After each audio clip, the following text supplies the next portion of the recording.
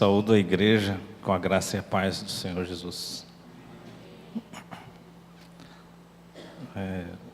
Pela graça de Deus que nós estamos aqui mais uma vez, prestando culto e rendendo louvores. E também agora neste momento colocamos diante de Deus que Ele esteja nos orientando acerca das Escrituras, conforme a direção da Sua Palavra, pelo Seu Espírito. Eu gostaria que os irmãos estivessem abrindo a Bíblia em Hebreus,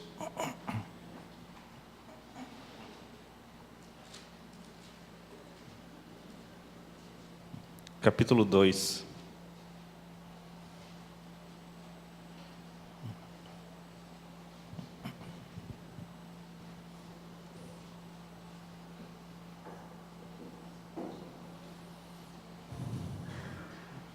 Hebreus capítulo 2, a partir do versículo 1.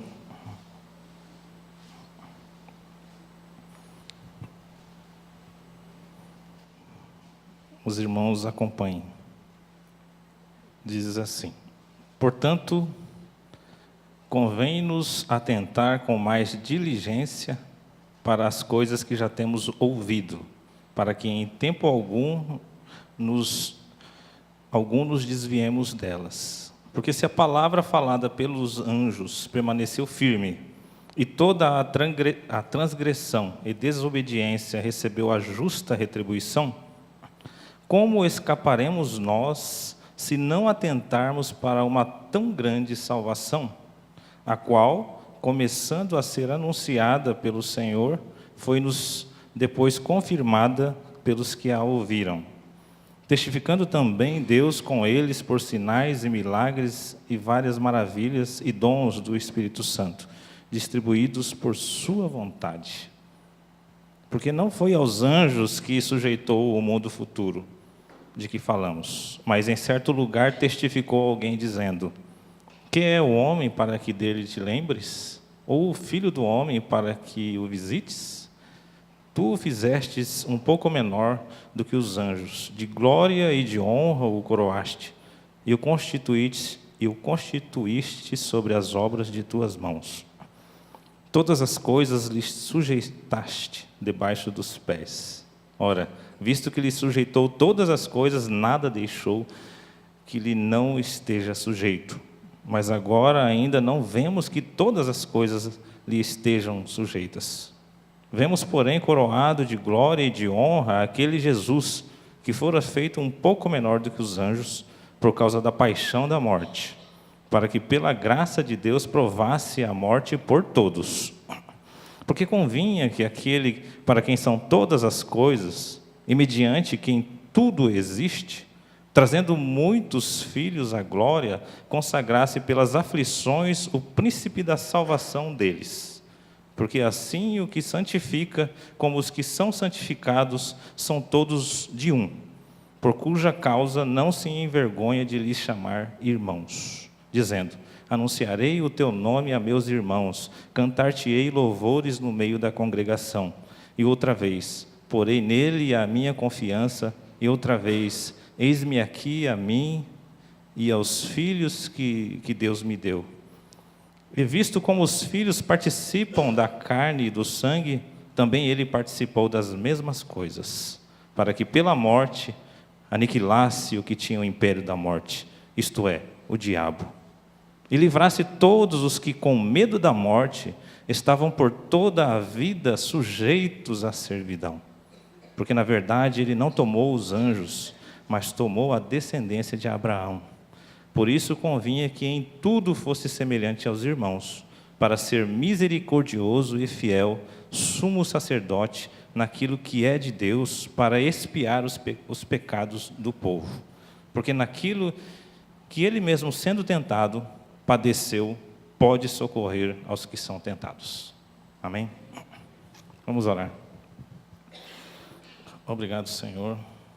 Mais uma vez, Pai, nós te agradecemos pelo tamanho amor para conosco, pela graça, Senhor, derramada sobre nós, pelo cuidado que o Senhor tem, pela provisão, Senhor. Porque se nós estamos aqui é porque antes o Senhor realizou tudo, o Senhor fez todas as coisas, o Senhor supriu em tudo.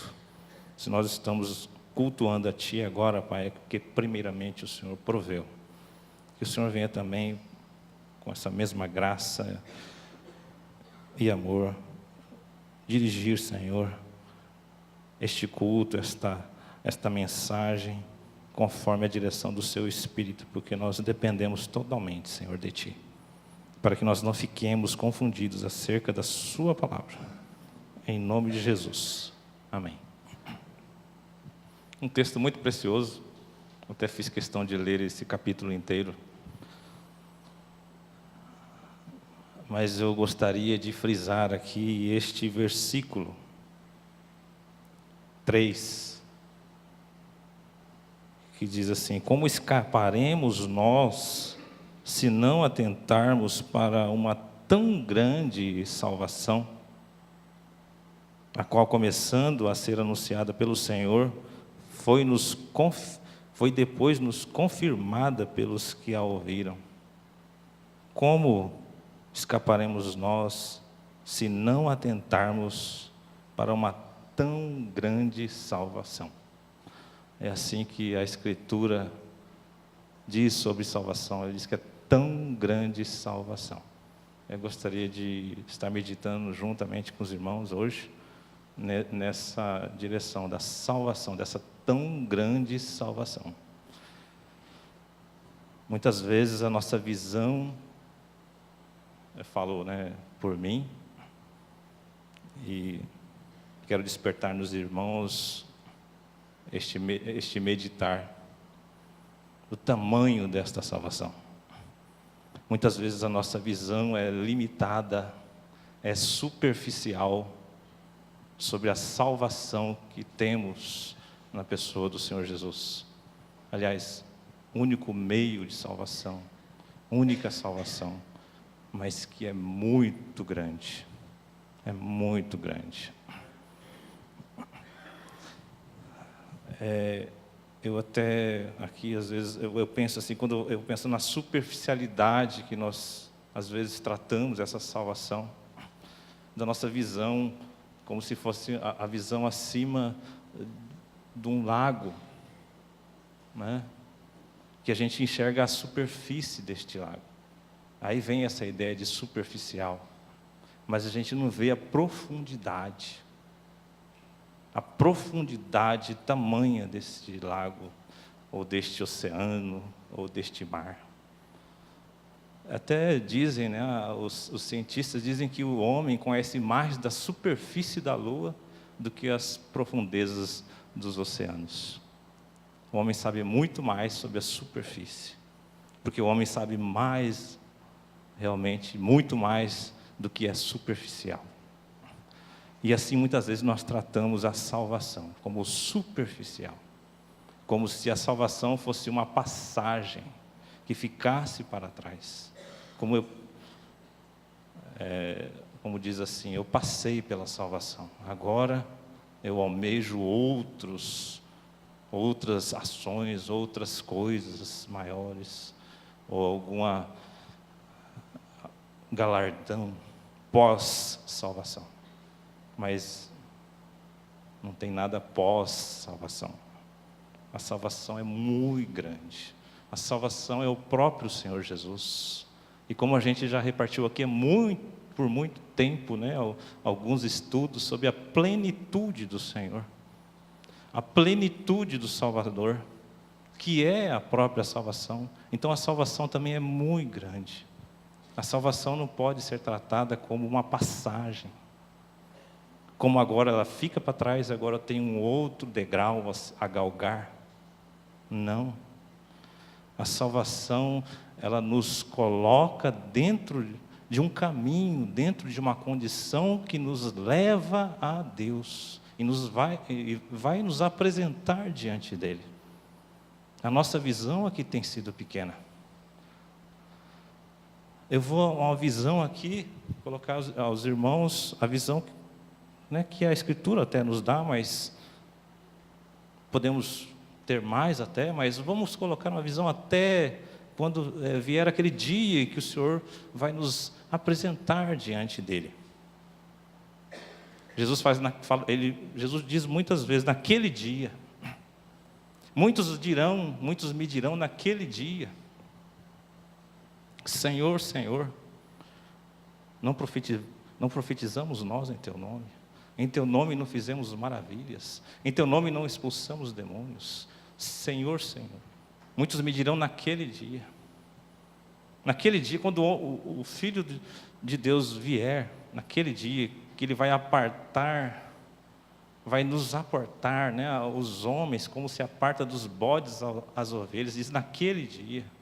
Então, vamos nessa visão que até neste dia, a salvação, ela nos inclui hoje, e ela nos leva até este dia, e ela supre em tudo que for necessário para nos apresentar diante de Deus. É necessário que nós sejamos santificados para ver a Deus? Sim, porque a palavra diz que sem santificação ninguém verá a Deus. Então a santificação está dentro do contexto da salvação. Ela não é pós-salvação, ela é dentro da salvação. Muitos confundem e dizem: não, eu fui salvo, agora já fui, agora agora eu vou ser santificado como se fosse o outro degrau, mas ela está dentro do contexto da salvação. Agora eu vou ser aperfeiçoado, agora eu vou ser consagrado. Tudo isso está dentro do contexto da salvação. Posso dizer que eu fui salvo, sim, pela fé. Posso dizer que fui salvo. Posso dizer que estou sendo salvo e posso dizer que serei salvo. A salvação é muito grande. Aqui ele diz, né, para a gente atentar. Aqui a Escritura está dizendo: convém nos atentar com mais diligência, com mais cuidado, para as coisas que nós já temos ouvido, para que em tempo algum, aliás, né, não desviemos delas. Porque se a palavra falada aos anjos permaneceu firme, e toda a transgressão e desobediência recebeu a justa retribuição, como escaparemos nós se não atentarmos para uma tão grande salvação? É muito grande. Diz a palavra que que o nosso Senhor, Ele é o alfa e o ômega. Ele é o princípio, então, e Ele é o fim. Ele é o início e Ele é o fim. E Ele é o início e o fim, e Ele é a ligação também do início ao fim. Não tem nada aqui fora de Jesus. Não existe salvação fora de Jesus. Ele é a porta. Ele também é o caminho. Não diz que estreito, não diz que a porta que conduz, né, a salvação a Deus, ela é estreita, né, e o caminho é apertado. A porta é estreita e a porta é Jesus. E o caminho que é apertado também é Jesus. E nós vamos chegar até o Pai, até Deus, que também é Jesus. É a revelação do Pai. Então não tem nada fora de Jesus aí. Tudo é por Ele e para Ele. Aí eu gostaria de caminhar um pouquinho. Romanos 6. Os irmãos guardem esse texto, principalmente essa parte. E nós deveremos atentar para uma tão grande salvação. Romanos 6. É outro texto muito precioso, bem conhecido, mas a gente vai meditar. Romanos 6. Eu vou ler a partir do 1, que é muito precioso esse texto. Vamos fazer umas leituras aí, né? Diz assim: que diremos, pois? Permaneceremos no pecado para que a graça abunde? Porque a salvação é de graça. A salvação é de graça. E aqui o apóstolo Paulo vem dizer: mas que diremos, pois? Permaneceremos no pecado para que a graça abunde? De modo nenhum. Nós que estamos mortos para o pecado, como viveremos ainda nele? Ou não sabeis que todos quantos fomos batizados em Jesus Cristo, fomos batizados na sua morte? Você sabia disso? Que todos que foram batizados em Jesus Cristo foram batizados na sua morte? Todos que foram batizados em Jesus Cristo foram batizados na sua morte. Não existe batismo em Jesus Cristo que não seja na sua morte. Se você diz, que você é batizado em Jesus Cristo, você tem que reconhecer que você foi batizado na morte. De sorte que fomos sepultados com Ele pelo batismo na morte, para que, como Cristo foi ressuscitado dentre os mortos, pela glória do Pai, assim andemos nós também em novidade de vida. Olha que texto precioso. De sorte que fomos sepultados com Ele pelo batismo na morte. Para quê? Para que nós fomos sepultados com Ele no batismo da morte? Tem um motivo. Tem uma razão. Está aí no texto, não é tudo muito simples, é só ler. Para que o corpo do pecado... Aliás, pulei, para que... sorte que faltava.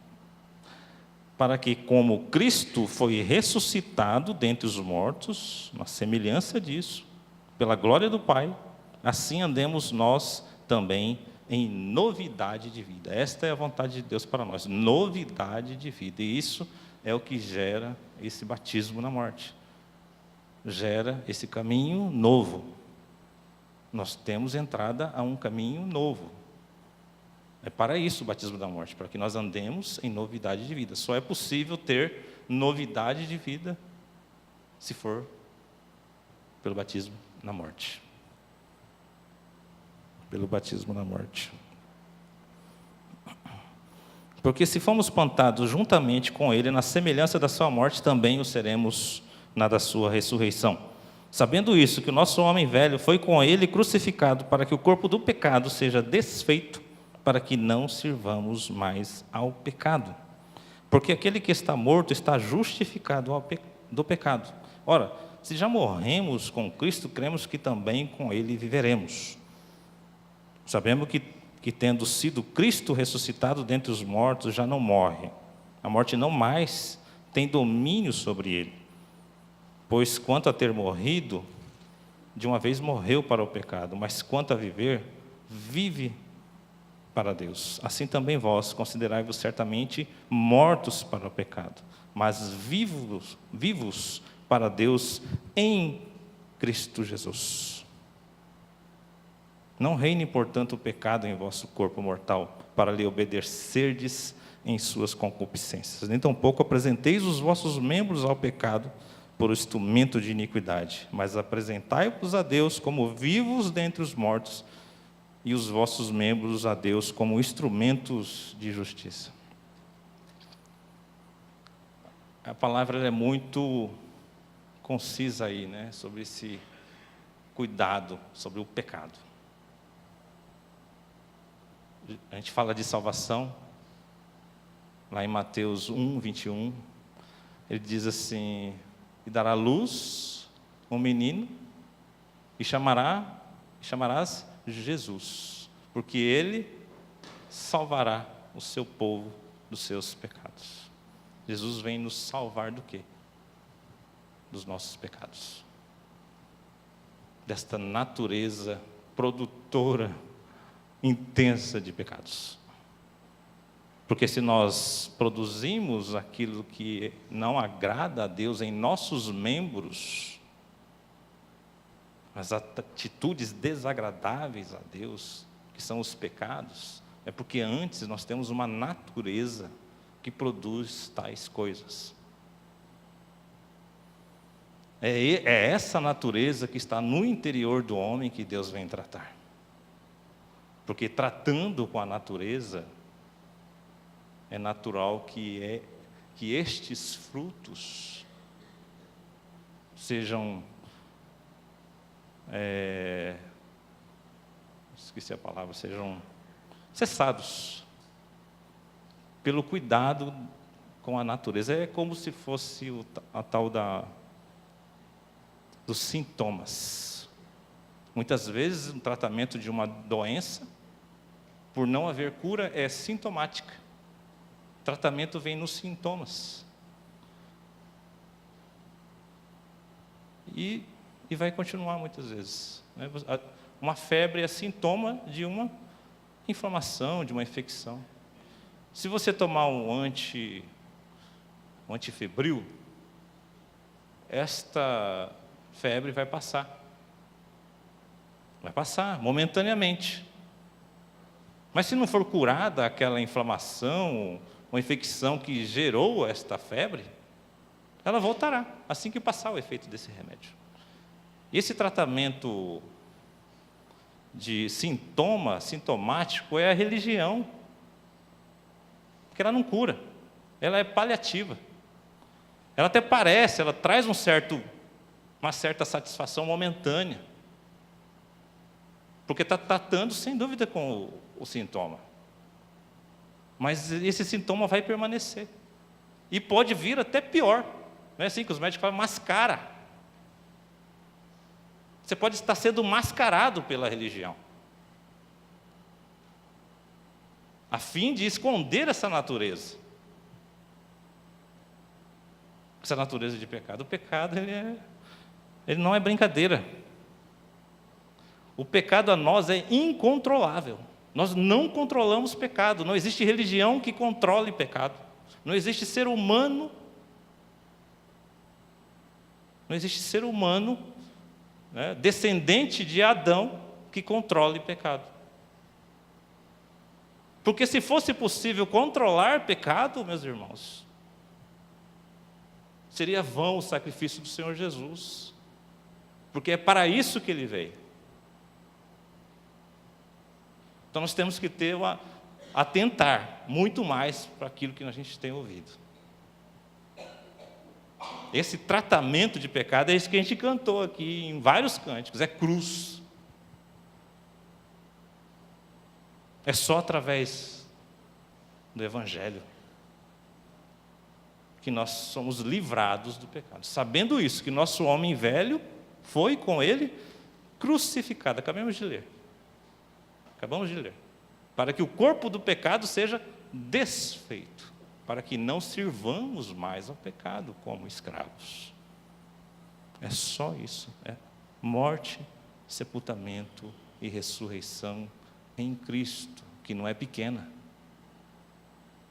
que não é somente. Essas palavras eu procuro até evitar, porque são palavras limitadoras da grandeza. Somente, só. Jesus não veio só salvar. Não é só morte, sepultamento e ressurreição, como só. Nós precisamos atentar muito mais para uma tão grande salvação. Achei tão precioso aqui, o pastor Paulo repartiu na semana retrasada sobre aquela passagem de Lázaro e de suas irmãs, quando Lázaro morre, e Jesus não está ali próximo, está longe, né? E Jesus é avisado. As irmãs de Lázaro avisam Jesus que ele estava doente, que ele estava muito doente. E elas conheciam já a Jesus, sabiam do que Jesus era capaz de fazer. E elas então pedem ali para que chamassem Jesus. E foram avisar Jesus acerca dessa enfermidade de Lázaro. E ele amava Lázaro e amava suas irmãs. E Jesus ainda espera 2 dias. E determinado tempo ele diz aos seus discípulos, Lázaro dorme. Mas os discípulos ficaram meio assim, né? Aí ele falou abertamente, não, Lázaro morreu. E ele volta então, já depois de 4 dias de morto. Então Marta vai de encontro a ele, para o receber. Fala, Senhor Jesus, se você estivesse aqui, se o Senhor estivesse aqui, porque sabia do poder de Jesus, sabia que Ele era o Salvador, que Ele tinha como salvar, que Ele tinha poder para salvar. Talvez com uma visão um pouco limitada. Às vezes nós temos uma visão limitada, não é? E ela se chegou a Jesus e disse: se o Senhor tivesse aqui antes. Mas eu sei que tudo que o Senhor pede, Deus faz. O Senhor é atendido em tudo. Se o Senhor tivesse aqui antes. Então Jesus manda chamar Maria. Né? E Maria, interessante, ela chega e já se prostra. É assim que a gente vê muitas vezes Maria, né? Elas prostradas aos pés do Senhor. E ela vem e se prostra diante de Jesus e repete isso: se o Senhor tivesse aqui antes. Então, para a gente, né? Jesus, ele vê o povo chorando, ele vê as irmãs de Lázaro chorando, ele se comove. Então ele ora a Deus, ele diz ali a Deus, e os homens escutam. Eles: Pai, eu sei que em tudo o Senhor me ouve. Ele dá uma ordem ali ao povo que tirasse a pedra. E as suas irmãs falam assim: mas Senhor, já é de 4 dias, já cheira mal. Não criam, né? Jesus falou: eu não falei que se você crer, você vai ver a glória de Deus? E eles tiram essa pedra. Então, ele diz a palavra: Lázaro, sai, vem para fora. E Lázaro saiu. Pela palavra do Senhor, pela palavra que se fez carne, pela palavra que criou todas as coisas. O quanto que Deus pode salvar? Quantos Deus pode salvar? E com que velocidade Deus pode salvar? Será que Deus pode salvar em 10 minutos? Em 5 minutos? Será que pode salvar num piscar de olhos? Pode? Ou eu vou limitar a Deus e falar que não? Quando Deus disse: haja luz, e lançou a palavra, não houve?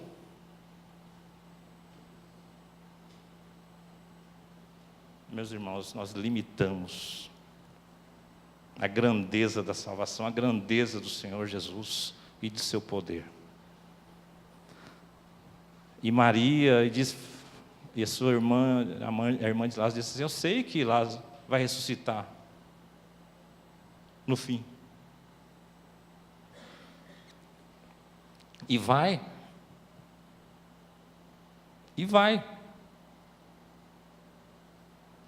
Para Lázaro aqui, vamos entrar no contexto de Lázaro. Ia fazer diferença para Lázaro, olha só, é meio estranho esse pensamento, mas eu gosto de às vezes disso. Para Lázaro, ia fazer diferença ele ser ressuscitado ali ou ressuscitado após? Não. Muitas vezes a gente não quer morrer, mas a gente quer ser apresentado à direita de Deus, em Cristo. Mas a gente não quer morrer, a gente quer levar essa vida para lá.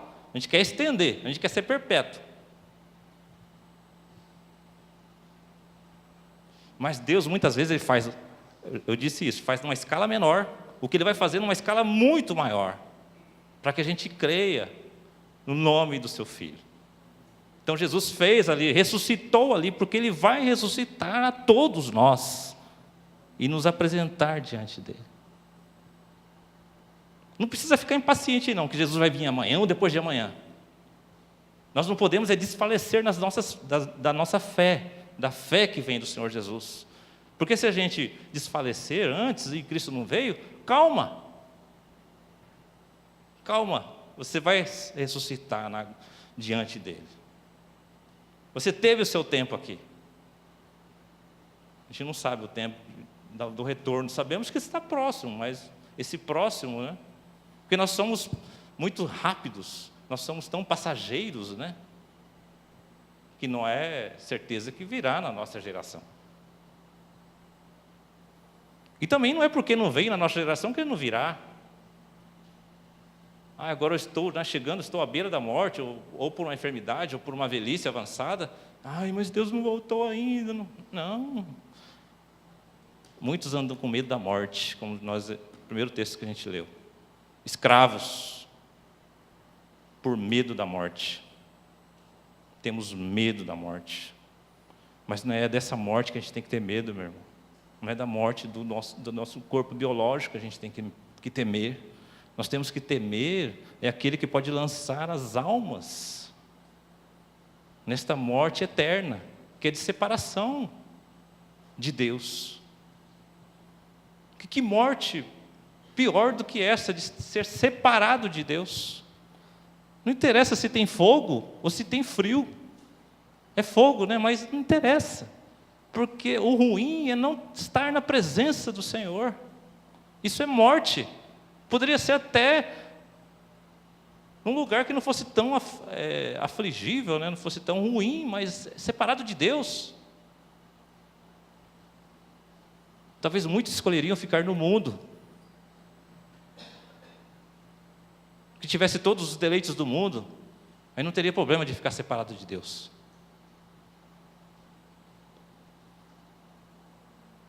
Nós precisamos querer a Deus.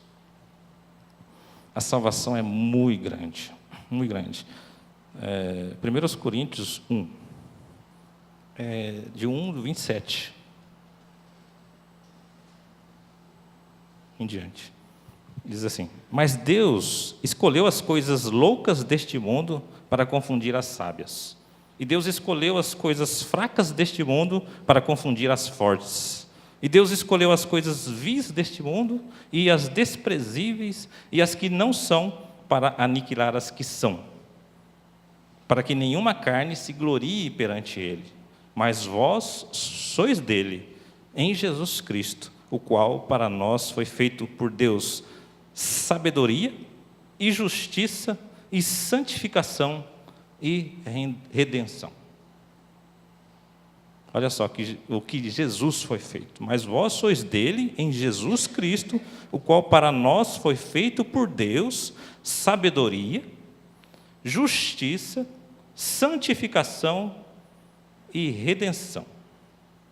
Para que, como está escrito, aquele que se gloria, glorie-se no Senhor.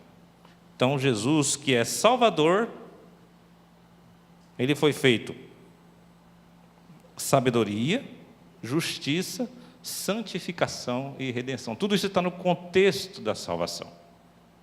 Ele foi feito tudo isso. Jesus é a salvação.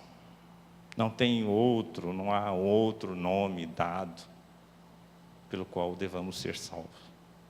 É Jesus. É isso que você tem que fixar na sua cabeça e em seu coração. Jesus. Evangelho. Cruz. Jesus. Cruz. Salvação é de graça, meu irmão. Mas ela já opera aqui mudança de vida. Porque pela graça sois salvos por meio da fé. Isso não vem de vós, é dom de Deus. Não vem das obras, salvação não vem das obras, para que ninguém se glorie, porque somos feitura sua, criados em Cristo Jesus para as boas obras, as quais Deus preparou para que andássemos nelas. Então nós somos salvos não porque nós realizamos algum feito, é porque nós fizemos alguma coisa que nós somos salvos. Não somos merecedores de salvação. Não é por alguma obra que a gente faz. Faça isso e será salvo. Não. Não é porque você faz alguma coisa que você é salvo. Você é salvo pela graça, por meio da fé. Isso não vem de nós. A fé não vem de nós. Quem opera a fé é o Senhor Jesus. Ele que é autor e consumador da fé. Mas a fé opera obras, boas obras. A fé opera. Não para a salvação, mas porque já veio a salvação. Não é por as obras que nós somos salvos, mas nós somos salvos para as boas obras. Como que você diz ter fé? Você crê no Senhor Jesus, que é sabedoria, que é salvação, que é redenção, que livra do pecado, e você não tem obra pertinente a essa fé. Se você diz que tem essa fé e não tem as obras, o que essa fé é? Ela é morta. A fé, ela já traz mudança de vida. Ela já traz isso com ela. Porque você passa a viver pela fé. Pela fé. E viver pela fé é viver pelas palavras do Senhor Jesus. É viver em função dele. É uma mudança de senhorio. Não é mais pela sua própria cabeça. Não é mais pelo seu próprio entendimento. Não é mais pelas suas obras, dos seus membros.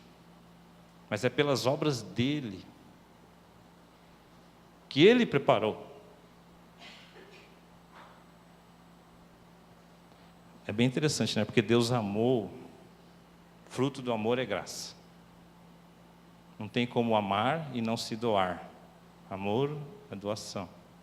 Deus amou o mundo de tal maneira que deu. Não diz assim, né? Deus amou o mundo e ficou quieto, só disse que amou o mundo. Não, porque não é amor. Deus amou o mundo que deu. Graça. Quando dá, é graça. Não é porque mereceu.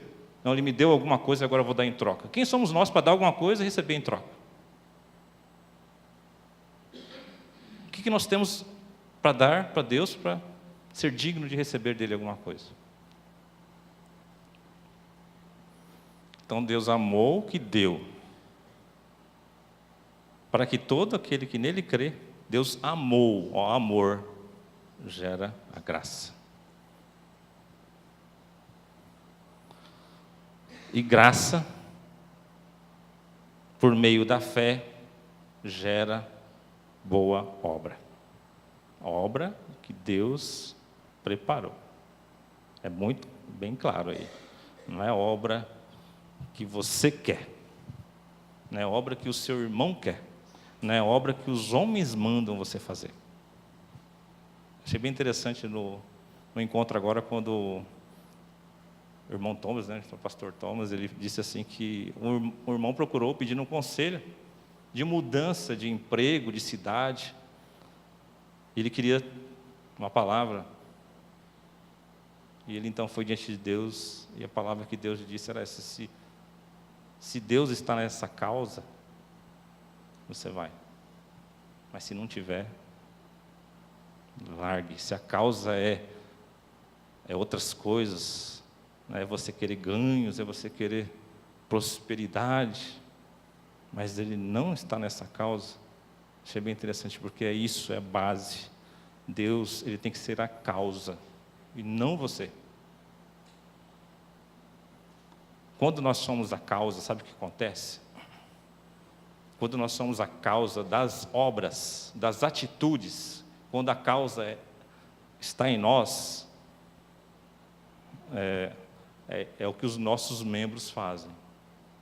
É o que eles combatem, é o que eles fazem aqui na terra. É prostituição, avareza, lascívia. É aquilo que está em Gálatas. Isso é quando a gente que causa. Mas quando Deus é a causa, quando Jesus é a causa, aí é fruto do Espírito. Aí é amor, paz, longanimidade, benignidade, fé, mansidão, temperança. E Ele quer causar isso em você. Porque Ele é a causa disso. Todo dom perfeito, toda boa dádiva, não sai de você. Ela desce. Não é isso que a Escritura diz? Então tudo que é bom não parte da gente. Ela parte de Deus. Ele é a causa das coisas boas. Mas Ele produz pode produzir em nós as coisas boas, mas não partiu de você, meu irmão. Aí está o exemplo da videira e as varas. A causa dos frutos da videira não é as varas, embora os frutos estendem as varas. Mas a causa dos frutos é a raiz, é a própria árvore. E as varas não são a própria árvore, elas foram plantadas, elas foram colocadas na árvore, que é sem forma, que não é muito bonita, né? Que seus troncos são retorcidos, que nós não vemos beleza, que para que desejássemos mais seus frutos, mais os seus frutos. Ainda Colossenses 3, versículo, a partir do 1 aí, diz assim, portanto, se já ressuscitastes com Cristo, buscai as coisas que são de cima, onde Cristo está sentado à destra de Deus. Pensai nas coisas de cima, e não nas que são da terra, porque já estáis mortos, e a vossa vida está escondida com Cristo em Deus. Quando Cristo, que é a nossa vida, se manifestar, então também vós vos manifestareis com Ele em glória. Mortificai, pois, os vossos membros que estão sobre a terra, a fornicação, a impureza, a afeição desordenada, a vil concupiscência e a avareza, que é a idolatria, pelas quais coisas vem a ira de Deus sobre os filhos da desobediência. Então nós precisamos essa mortificação dos nossos membros sobre a terra, porque Ele produz isso aí. Os nossos membros devem ser mortificados, levando sempre, por toda parte, a mortificação do Senhor Jesus em nossos corpos, para que a vida do Senhor Jesus se manifeste também em nossos corpos. Então é necessário, sim, essa mortificação, pela morte de Cristo, pela cruz de Cristo. Cristo diz, ele diz assim, né? Aquele que quiser vir após mim, negue-se a si mesmo, tome a sua cruz e siga-me. Essa nossa vida de perseverança aqui é tomar a nossa cruz e seguir a cada dia. Porque cruz mortifica os membros, meus irmãos. Você se lembra o que acontece com a cruz quando você chega no local de crucificação? Os seus membros são pregados na cruz. Ou a mortificação dos membros, literalmente. Essa alusão que ele faz é para você levar isso. Os membros ficam ali. Como que a gente vai, né? Com essa cruz aí. Mortifica. Essa mensagem da cruz, que é loucura, ela mortifica. E é só ela. É só ela. Não é o nosso esforço. Você vai se esforçar tentando controlar o pecado e você não vai conseguir. Precisa ter uma substituição aí. É igual o pensamento, né? A gente quer. A Escritura, ela tem um texto muito precioso. Fala que é para você pensar nas coisas de cima e fala para você pensar nas coisas que são boas, se há algum proveito, né? Se tem alguma edificação aí nesse pensamento. Ele fala: nisso pensai. Não é para você não...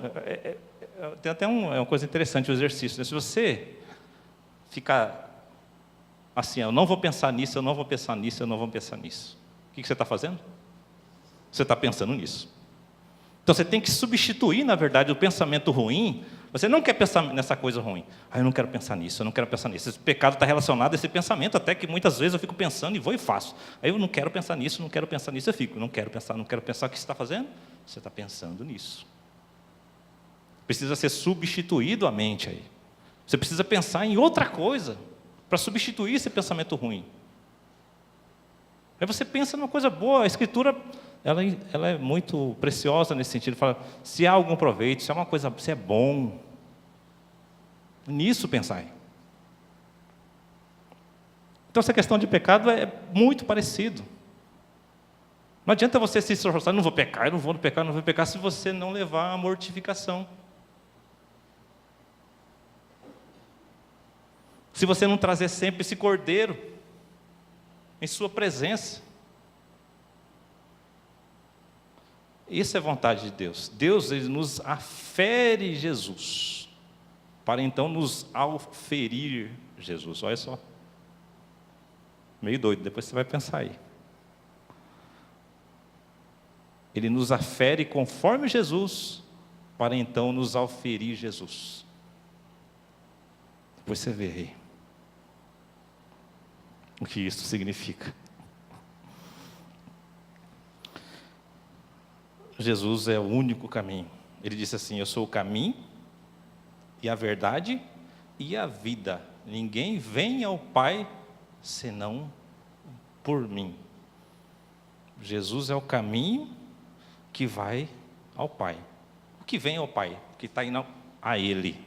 Quando você está indo a Cristo, que é o caminho, você está indo ao Pai. Por isso ele diz: ninguém vem ao Pai. Eu sou o caminho e a verdade. Esse caminho que conduz ao Pai, a gente está falando de salvação, e salvação é o caminho. É o caminho é o meio.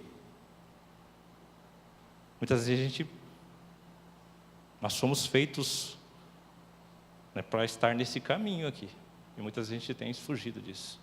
Como tem o navio, ele foi feito para navegar, e ele parte de um porto até outro, e ele precisa, para chegar ao fim, ele precisa cumprir a finalidade pela qual ele foi projetado, que é navegar. Mesmo que ele tenha que passar por águas profundas, turbulentas, mas ele tem que navegar para chegar até o destino. Fim, né? Tem muito a ver também com finalidade. Tem o fim, destino, e o fim, finalidade. E Cristo é o fim e a finalidade também. É a finalidade, porque Ele é o caminho. Deus busca Jesus em nós. Busca não no sentido, quer dizer, também no sentido, mas no sentido mais de trazer Cristo a nós. Porque essa é a função do Pai. O Pai nos apresenta o seu Filho, e a função do Filho é nos apresentar o Pai. Então, quando a gente ouve Deus buscando Cristo nos homens, né? Ele está trazendo Cristo aos homens. Muito mais nesse sentido da palavra buscar. Cristo busca verdadeiros adoradores. Deus busca verdadeiros adoradores, que o adorem em espírito, em verdade. Porque não é porque está no templo e nem porque está no monte, mas é porque está em Cristo. Esses são os verdadeiros adoradores, os que estão em Cristo. Aí o seu falar, o seu caminhar, né, pela presença do Senhor vem o refrigério, pela presença do Senhor vem a salvação, e o Espírito então testifica de todas estas coisas, e o Espírito testifica que nós somos filhos, e não vai haver filho sem correção, não vai haver filho que não seja colocado à destra do Senhor Jesus, não vai haver filho que não seja salvo, porque não vai haver filhos sem correção, porque aquele que está sem correção, que não foi corrigido, é bastardo e não filho. Salvação, meu irmão, é muito grande, e não vai dar para falar mais porque é muito grande. A gente vai ficar falando e vamos avançar, e vamos até o outro domingo, e vamos ficar falando aqui até a gente morrer, e não vamos conseguir chegar perto do tamanho dessa salvação. Mas eu quero que vocês pensem muito mais diligentemente acerca dessa tão grande salvação. Amém? Amém. Vamos nos colocar em pé, para a gente estar orando e encerrando.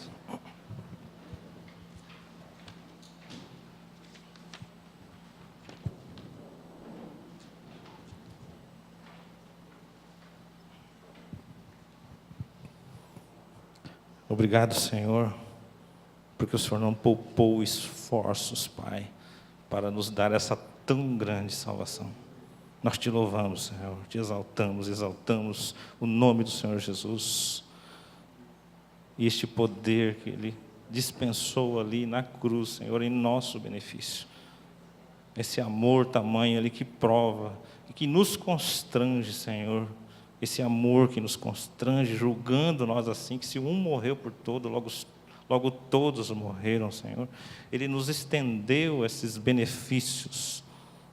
Nós agradecemos, Senhor, porque não temos nada mais além disso, Senhor, pelo qual tanto almejamos, que esta vida do Senhor Jesus.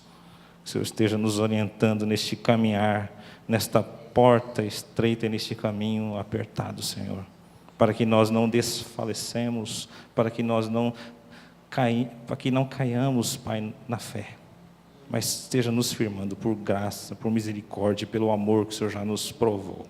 Em nome do Senhor Jesus. Esteja também levando nós em segurança, guardados na palavra. Em nome, de volta aos nossos lares, Senhor. Em nome do Senhor Jesus. Amém.